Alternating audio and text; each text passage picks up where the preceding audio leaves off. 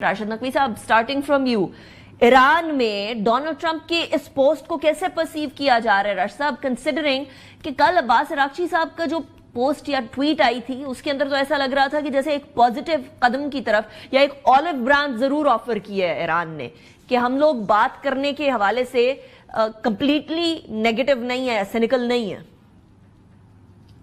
देखिए, आपने दोनों हुक्काम की, यानी ईरानी हुक्काम की तरफ से भी और अमेरिकन प्रेसिडेंट की तरफ से भी, दोनों के ट्वीट्स आपके सामने है और उससे आप अंदाजा लगा लेंगे कि इस वक्त कौन अमन का ख़्वाह है, कौन इंसानियत का दुश्मन है और कौन इस खित्ते को बल्कि पूरी दुनिया को जंग की आग में धकेलना चाहता है। तो इसमें ट्रंप साहब के बयानात की रोशनी में देखा जाए तो माजी से अभी पिछले 37 दिनों में हम तो हर रोज एक नया बयान सुन रहे हैं, हर एक नया यू टर्न है, कभी जनाब अल्टीमेटम दिया जा रहा है, कभी ये किया जा रहा है, कभी वो किया जा रहा है। तो स्टेट्समैन तो है नहीं, एक गैम्बलर है, एक यू टर्न लेने वाला एक ऐसा शख्स है कि जो खुद अपने मुल्क के अंदर भी बड़े उसके लिए अजीबो गरीब किताबें लिखी जा चुकी हैं, उसकी शख्सियत पे बड़े उल्टे सीधे रिमार्क्स मौजूद हैं। तो अब उनके बयानात को क्या समझे? उनकी धमकियां तो बकौल हमारे एक ईरानी साथी के वो कह रहे थे कि हम मिसाइलों से नहीं डरते, हम ड्रोन से नहीं डरते, हम जदीद तरीन हथियारों से नहीं डरते। तो ट्रंप साहब हमें धमकियों से डरा के ये समझते हैं कि वो अपना मकासद हासिल कर लेंगे। तो ये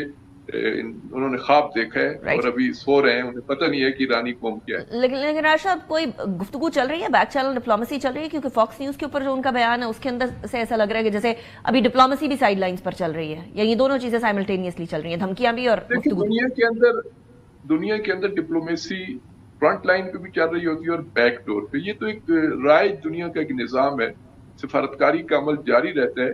लेकिन आप ट्रंप और नेतन्याहू से अगर ये तवक्को रखते हैं कि वो जो आलमी कवानीन है या जो जेनेवा के कन्वेंशन और फलां जो चीजें हैं उनके मुताबिक वो आगे बढ़ेंगे, तो मुझे तो नहीं लगता ये शख्स जो है ये तो दुनिया को तबाही के दवाने पर ले जा चुका है और इसने अमन के लिए कुछ नहीं करना। हाँ, अपने फवायद के लिए, अपनी फैमिली के लिए इसने कुछ मफादात हासिल करने हैं, उसके लिए ये सारा खेल खेला जा रहा है। और अमरीकी अवाम भी अब तो उसके मुकाबले में खड़ी हो गई है। खुद उसके अंदर मेगा जो उसका अपना एक ग्रुप था उसके अंदर भी तफरीक है, एक दूसरे को मार धाड़ शुरू हो गई है। अब तो फायर एंड हायर वाला सिलसिला शुरू हो गया है, जर्नैलों को इधर फेंका जा रहा है, एडवाइजर उधर जा रहे हैं। तो एक अजीब भगदड़ मची हुई है। ईरान इस पे बड़ी गहरी नजर रखा हुआ है। अमेरिका के अंदर जो होने वाली तब्दीलियां, मैं समझता हूँ कि ये एक बड़ा टाइटैनिक जो है ना वो डूबने के करीब है, बस हाथ को हार रहा है कि इसको कैसे बचाया जाए। अब देखें ये बचता है। लेकिन टाइटैनिक भी डूबने से पहले हलचल करता है राशिद नकवी साहब। अब वो हलचल हम लोगों को उनके सोशल मीडिया पोस्ट में नजर आ रही है। अगर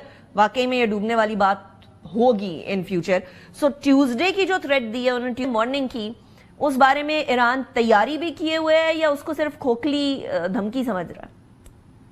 देखिए, ईरान तो पहले दिन से तैयार था ना। ये अभी जो उन्होंने धमकी दी है, अगर उसके बस में होता तो पहले 48 घंटे में भी इस पे अमल दरामद कर लेता। जो नहीं कर सका, तो देखें ये पूरा जो डायलॉग का प्रोसेस है या मुज़ाकरात का, ये इनिशिएटिव तो ट्रंप साहब का है ना। ईरान ने तो इस वाले से कोई इनिशिएटिव नहीं लिया। हाँ, जिन लोगों ने उनसे राब्ता किया, कोशिश की, उनको उन्होंने पॉजिटिव साइन दिए हैं, पाकिस्तान समेत, और कल का ट्वीट भी इसी उसमें है। लेकिन ये कि ईरान ने कहीं पे रिक्वेस्ट की हो किसी इदारे में जाके, किसी आलमी फोरम पे, जी हमें जंग बंदी चाहिए, हमारे ऊपर ये हो गया, नहीं। ये तो उन्हीं की तरफ से, ट्रंप साहब की तरफ से ही कोशिश, ख्वाहिश, तमन्ना, जो भी इसका नाम लें, या फ्रेब है, फ्रॉड है, जो भी इसको नाम दे, ये तो उन्हीं की तरफ से। ईरान तो स्मूथली अपने उसी डॉक्ट्राइन के मुताबिक आगे चल रहा है। मैं आपकी तरफ आती हूँ। एम्बेसडर एजाज अहमद चौधरी साहब भी हमारे साथ अब कनेक्टेड है।